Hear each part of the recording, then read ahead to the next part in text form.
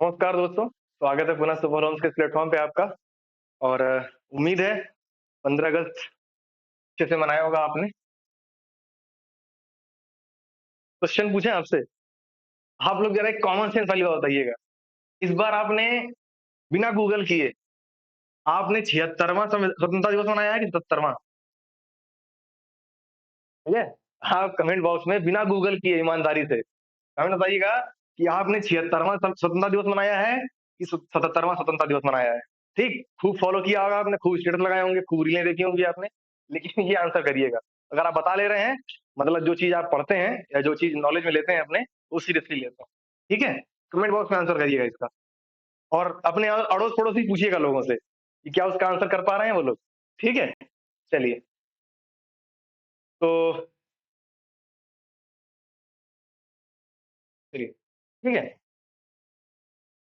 बाकी आपको पता ही होगा स्वतंत्रता अधिनियम के माध्यम से, भारतीय स्वतंत्रता अधिनियम के माध्यम से 15 अगस्त 1947 को हम आज़ाद हुए थे, इसलिए स्वतंत्रता दिवस 15 अगस्त को मनाते हैं। ठीक है? चलिए,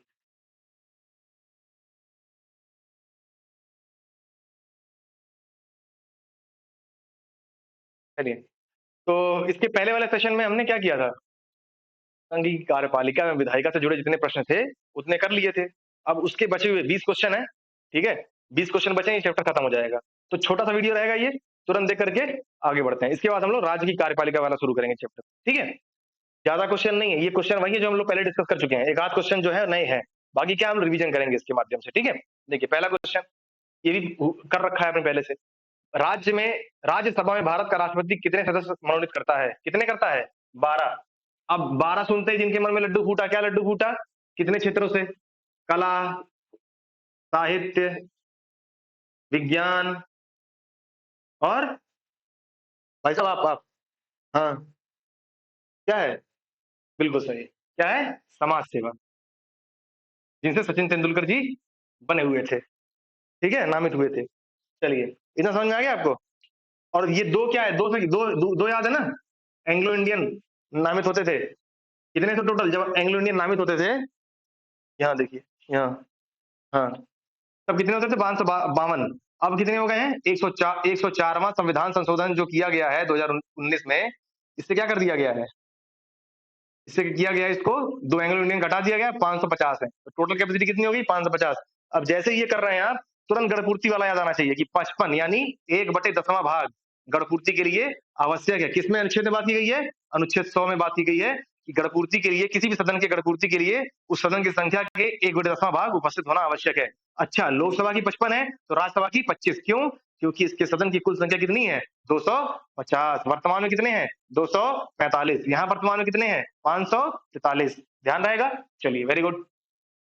बहुत सही। इतना रिवाइज कर लिए तो लाइव झींगा लाला। क्या? झींगा लाला। अब जितने लोग अभी 77वां और 76वां स्वतंत्रता दिवस सोच रहे हैं ना, अब इधर आ जाइए वापस। वापस आ जाइए, वीडियो देखने के बाद सोचिएगा, ठीक है?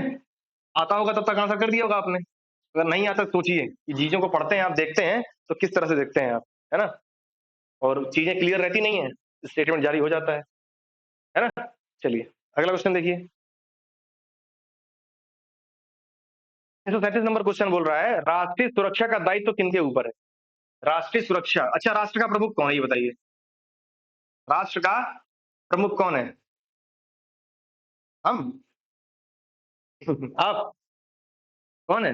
राष्ट्रपति, ठीक है? राष्ट्रपति जब राष्ट्र के प्रमुख हैं, तो उन्हीं की जिम्मेदारी है कि राष्ट्रीय सुरक्षा सुनिश्चित हो। क्यों? तीनों सेनाओं के कमांडर कौन है? राष्ट्रपति। युद्ध और शांति की घोषणा करने का अधिकार किसके पास है?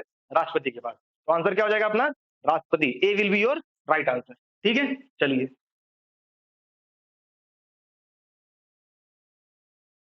अगला क्वेश्चन देखिए। भारत का उपराष्ट्रपति निर्वाचित होने का पात्र तभी होगा जब उपराष्ट्रपति, भारत के उपराष्ट्रपति की बात किसमें की गई है? तुरंत लड्डू तुरंत फूटना चाहिए, मन में लड्डू तुरंत फूटना चाहिए। भारत के उपराष्ट्रपति की बात अनुच्छेद 63 में, निर्वाचक मंडल अनुच्छेद, अच्छा, ठीक। चलिए, इसमें क्या है? तभी होगा जब पहला क्या, भारत का नागरिक हो, ठीक है, 35 वर्ष की आयु पूरी कर चुका हो, ठीक है, राज्यसभा का सदस्य निर्वाचित होने के लिए अर्ह हो, मतलब अर्ह मतलब पात्रता धारण करता हो, है ना? ठीक है, तीनों ऑप्शन सही है, यानी D will be your right answer. D will be your right answer, ठीक है ना? चलिए, अगला क्वेश्चन देखिए। भारत के संविधान के अनुच्छेद 54 के अनुसार राष्ट्रपति का निर्वाचन ऐसे निर्वाचक गण के सदस्य करेंगे।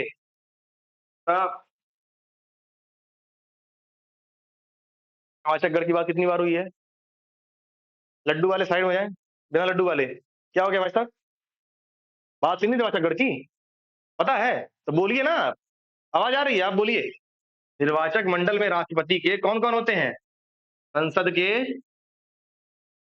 निर्वाचित सदस्य, निर्वाचित सदस्य, ठीक। राज्य विधानसभाओं के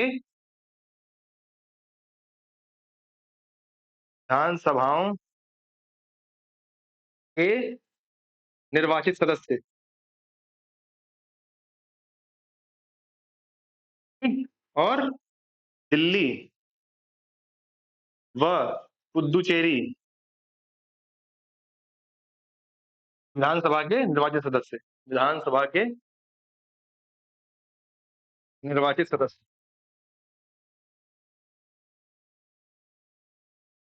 ठीक है, ध्यान रहेगा। चलिए, अच्छा, जब राष्ट्रपति की बात आई है, किसमें बात की गई है? अनुच्छेद 52 में, ठीक। और 56 में क्या बात की गई है? महाभियोग। प्रक्रिया किसमें है? 61 में। क्षमादान 71 में। अध्यादेश 123 में। ध्यान रहेगा इतना। चलिए, आपातकाल कितने प्रकार के होते हैं? 3। कौन कौन से? राष्ट्रीय, राष्ट्रपति शासन और वित्तीय आपातकाल। 52, 56 और 60, 360, है ना। चलिए, अगला क्वेश्चन देखिए, 340 नंबर। निम्न में से क्या सही नहीं है? राष्ट्रपति अन्य कोई लाभ का पद धारण नहीं करेगा। बिल्कुल सही बात है। राष्ट्रपति की उपलब्धियां एवं भत्ते उसकी पदावधि के दौरान कम नहीं की जाएंगे। बिल्कुल सही बात है। राष्ट्रपति बिना किराए दिए अपने अशासकीय निवासों के उपयोग का हकदार होगा। यही बात सही है। राष्ट्रपति को अपने कार्यकाल तक किसी भी दशा में हटाया नहीं जा सकता। अरे भाई साहब, ये कहा है? ये किस लिए दिए गए हैं? ये मर जाए, ये गायब हो जाए ना, संविधान से उड़ जाए, ये ऐसी बातें करते हैं, ठीक। तो D will be your correct answer. मतलब इस स्टेटमेंट गलत है, इसलिए करेक्ट आंसर है, ठीक है। चलिए, यूपीएससी 2011 में आया था ये।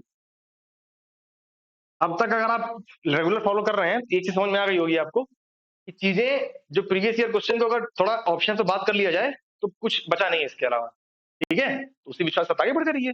चलिए, अगला क्वेश्चन देखिए। निम्न में से कौन भारत के राष्ट्रपति निर्विरोध चुने गए थे? हमने बोला था नीलम संजीव रेड्डी। कौन है? नीलम संजीव रेड्डी। ये निर्विरोध चुने जाने वाले भी हैं और ये पहले ऐसे व्यक्ति हैं जो सत्ता दल से खड़े होने के बावजूद हार गए थे। सत्ता दल से राष्ट्रपति पद के लिए प्रतिनिधित्व के रूप में खड़े हुए थे, प्रतिनिधि के रूप में, तब भी ये हार गए थे, ठीक है। चलिए, अगला देखिए। निम्नलिखित में से किसे लोकसभा की कार्यवाही में विशिष्ट निमंत्रण पर भाग लेने का अधिकार है? आइए भाई साहब, आपको विशिष्ट निमंत्रण से प्रतिभाग करने का वो दिया जा रहा है। कौन है ये? महान्यायवादी साहब। अनुच्छेद, तुरंत लड्डू वाले साइड हो जाए, बाकी लोग रसगुल्ला चाहिए। अनुच्छेद 76, इसे बोला गया है 76 में। ये जो है, तो किसी भी सदन में जाके भाग ले सकता है, लेकिन इसके पास मताधिकार नहीं है। क्या नहीं है? मताधिकार नहीं है। ये राष्ट्रपति के प्रसाद पर्यंत नियुक्त होता है। राष्ट्रपति के प्रसाद पर्यंत नियुक्त होता है, प्रसाद पर्यंत नियुक्त होता है। और इसका कार्यकाल भी निश्चित नहीं होता है। कार्यकाल और पारिश्रमिक दोनों राष्ट्रपति डिसाइड करते हैं इसका, ठीक है। चलिए, और ये भारत का प्रथम विधि अधिकारी होता है। प्रथम विधि अधिकारी होता है, प्रथम विधि अधिकारी। सुप्रीम कोर्ट के न्यायाधीश के बराबर इसकी एलिजिबिलिटी होनी चाहिए, तभी बन सकता है वो। चलिए, अगला देखिए। भारतीय संसद में की कार्यवाही में शून्यकाल का अर्थ क्या है? हमने जब देखा था ना वहां पे, शून्यकाल, प्रश्नकाल, दैनिक कार्यवाही दिवस, है ना। दैनिक दैनिक कार्यवाही का समय क्या होता है? प्रश्नकाल क्या होता है? प्रश्नकाल 11 से 12 होता है। फिर क्या होता है? 12 से 1 शून्यकाल, ठीक है। तो क्या हो जाएगा? D option. प्रश्नकाल के अंत और कार्य सूची में दिए गए दूसरे विषयों के बीच क्या मध्यांतर।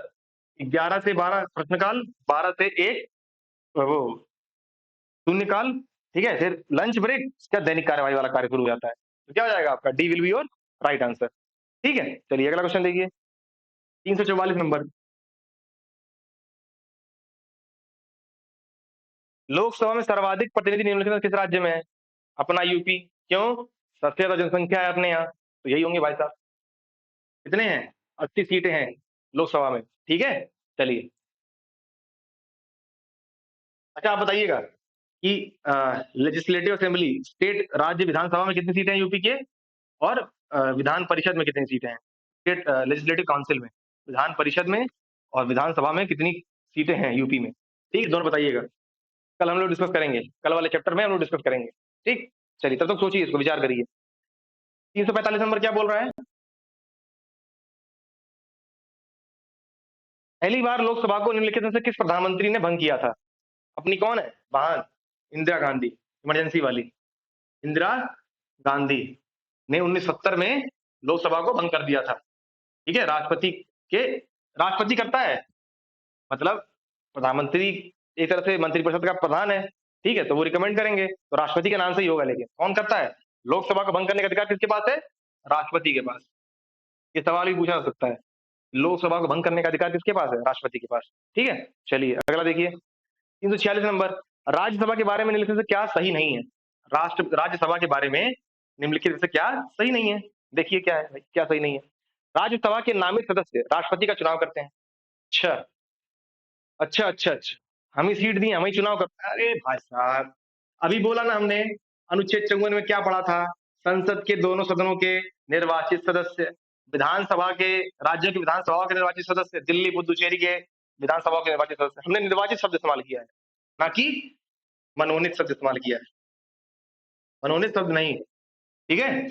चलिए, तो क्या हो जाएगा? पहला स्टेटमेंट ही गलत है, बाकी बी, सी, डी सही है। संसद का उच्च सदन कहलाता है, ठीक है?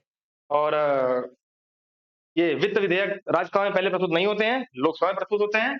और कोई धन विधेयक है या नहीं, ये कौन डिसाइड करेगा? लोकसभा के अध्यक्ष। अच्छा, वित्त विधेयक की बात आई है, तो अनुच्छेद बताइए जरा। भाई साहब, आप बताइए वित्त विधेयक का अनुच्छेद। आप पीछे वाले आप बताइए धन विधेयक का अनुच्छेद। 17। और धन विधेयक सब याद है आपको यार। धन विधेयक 110, वित्त विधेयक 117। एक और चीज जोड़ लीजिए आज, वित्त आयोग, वित्त आयोग अनुच्छेद 280। इन बाबा जी को आज याद कर लीजिए, ठीक? ऐड कर लीजिए अपने उसमें, मेमोरी कार्ड में।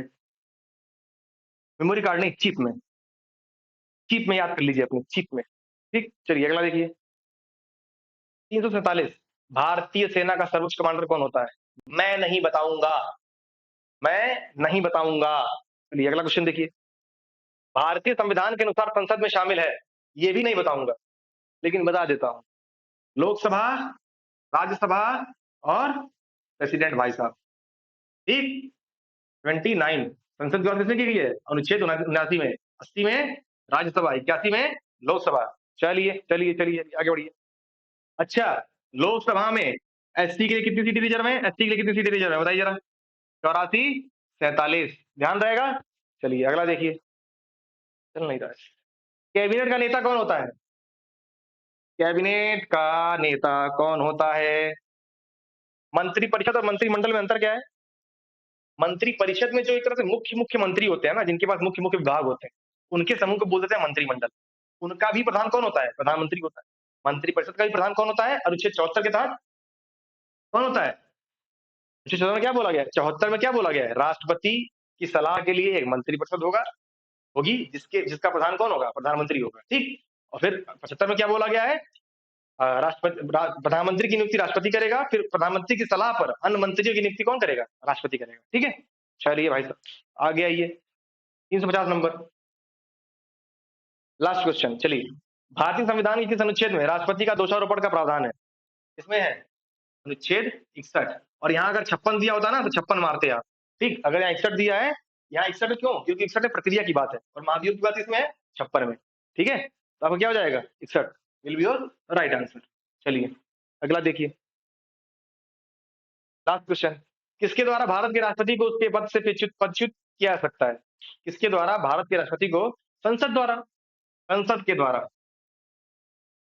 संसद के द्वारा अनुच्छेद 61 के तहत दोनों सदनों से दो 50% से 50% जो उपस्थित है मतदान देने के बाद जो है 2/3 बहुमत से अगर दोनों सदनों से पारित हो जाए तो क्या हो जाएगा?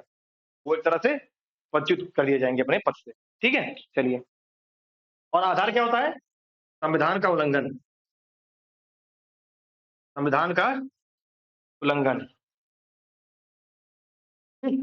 जो साबित कदाचार वाली बात होती है, सुप्रीम कोर्ट के जजों के लिए इस्तेमाल होता है। ठीक है, चलिए अगला देखिए। Last question. भारत के प्रधानमंत्री कौन है? भारत के प्रधानमंत्री कौन है? ये उस समय पूछा गया था 1991 में। भारत में वर्तमान प्रधानमंत्री कौन है? मैं नहीं बताऊंगा।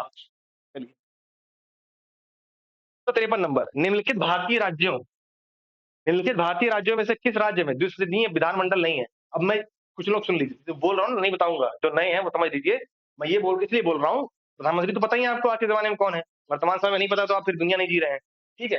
अब बाकी जो क्वेश्चन में बोला है मैंने, वो क्वेश्चन के बारे में हमने ऑलरेडी बहुत ज्यादा डिस्कस कर चुके हैं, तो वो आपको पता ही होना चाहिए अगर रेगुलर देख रहे हैं आप। तो अगर रेगुलर नहीं देख रहे हैं तो पहले वीडियो जाके पुराना वाला देखिए। पुराना कहाँ से मिलेगा? डिस्क्रिप्शन बॉक्स में उसका लिंक है, या टेलीग्राम ग्रुप से जुड़ जाइए, सुफल होम सर्च करिए टेलीग्राम पे, वहां आपको ग्रुप मिल जाएगा, वहां जुड़ के वीडियो मांग सकते हैं, कोई भी सवाल हो मन में वो डाउट पूछ सकते हैं। ठीक है, चलिए। यहाँ क्या पूछे? निम्नलिखित भारतीय राज्यों में से किस राज्य में द्विसदनीय विधानमंडल नहीं है? देखिए, इसमें नहीं है। ये वर्तमान में तो जम्मू कश्मीर भी नहीं है। वर्तमान में जम्मू एंड कश्मीर में भी नहीं है। ठीक है। और आपका तमिलनाडु में भी नहीं है। ठीक है। देखिएगा, 6 जो है, 6 हैं आपके टोटल। ठीक है। एक तो यूपी बिहार यहाँ हो गया, महाराष्ट्र कर्नाटक यहाँ हो गया। ठीक है। यहाँ पर आंध्र प्रदेश तेलंगाना है कि आंध्र प्रदेश तमिलनाडु है? रुकिएगा, एक मिनट चेक करते हैं इसको। देखिए, बिल्कुल सही आ रहे थे हम लोग। यहाँ मैप गलत जगह बन गया है भाई। यहाँ देख लीजिए, पेयर में याद रखिए 6 है पेयर में। ठीक है, तमिलनाडु नहीं है भाई साहब। हमारा आर्ट गड़बड़ हो गया क्या? ठीक है, हमारा भारत ही यही है ना? तो यूपी बिहार महाराष्ट्र कर्नाटक आंध्र प्रदेश तेलंगाना। ठीक है, तमिलनाडु नहीं है। आंध्र प्रदेश तेलंगाना, ये महाराष्ट्र कर्नाटक और यूपी बिहार। ठीक, 6 राज्य ऐसे हैं जिनमें विधानसभा के साथ साथ विधान परिषद की भी बात की गई है। अगले क्लास में हम समझेंगे कि विधान परिषद का निर्माण किस तरह से होता है, किस अनुच्छेद में बात की गई है। ठीक है। और कैसे, मतलब कि कोई राज्य अगर चाहे विधान परिषद तो अपने यहाँ बनवा सकता है। ठीक, या उसको समाप्त कैसे कर सकता है, सब समझेंगे हम। चलिए, तो यहाँ पर इस वर्तमान के समय में ये क्वेश्चन लाजमी नहीं है, क्योंकि इसके 2 ऑप्शन सही हो जाएंगे, है ना? जब से जम्मू कश्मीर को एक यूटी का दर्जा मिला है ना, तब से वहां पर सिर्फ विधानसभा है, विधान परिषद नहीं है। ठीक है, चलिए। आप लोग बता ही रहे, माइक टेढ़ा हो गया था।